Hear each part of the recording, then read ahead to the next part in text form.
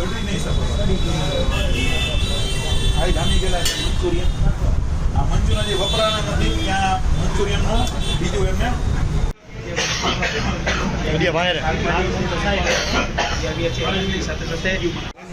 કરવું તો પડે ને રવિ કેમેરો સેવ તો આપણે રવિ કેમેરો યુઝ કરેલો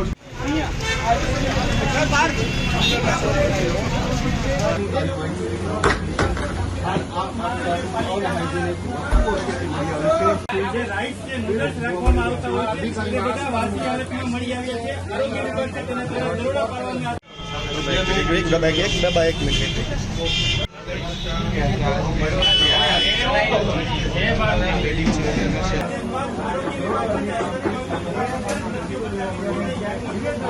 જે બ્રિટિશ બંધારણીઓ છે તેના ઉપર તવાઈ બોલાવવામાં આવશે તેને લઈને અત્યારે જે યાત્રિકો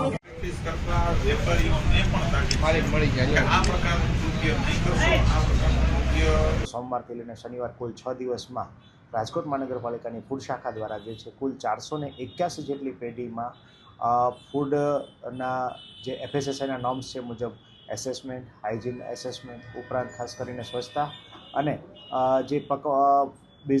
જે prepared food as well as જે રો મટીરિયલ યુઝ થાય તમામની તપાસ જે છે એ કરવામાં આવી હતી. એમાં જોવા જઈએ 481 પેઢીમાં ક્યાંક ને ક્યાંક વત્તા ઓછા પ્રમાણમાં જોવા જઈએ તો મોટી રેસ્ટોરન્ટ,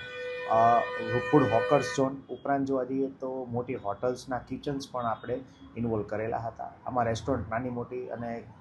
ઉપરાંત જે છે મલ્ટીનેશનલ કંપનીઝ ધરાવતા પિઝા પાર્લર્સનો પણ સમાવેશ થાય છે. જોવા જઈએ તો કુલ 2909 કિલો જેટલો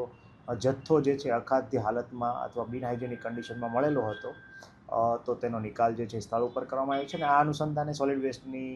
અમારી જે ટીપરવાન દ્વારા આનો નિકાલ કરીને વહીવટી ચાર્જ સ્વરૂપે જોવા જઈએ તો 3,18,000 રૂપિયાનો દંડ જે છે એ વહીવટી ચાર્જ સ્વરૂપે વસૂલવામાં આવેલો છે. આ ઉપરાંત 131 જેટલી પેઢીને હાઇજીન બાબત માટેની જે નોટિસ જે છે આ પૈકી ઇસ્યુ કરવામાં આવી છે અને કુલ 4 જે પેઢી જે છે એને સીલ જે છે એ કરવામાં આવ્યા છે.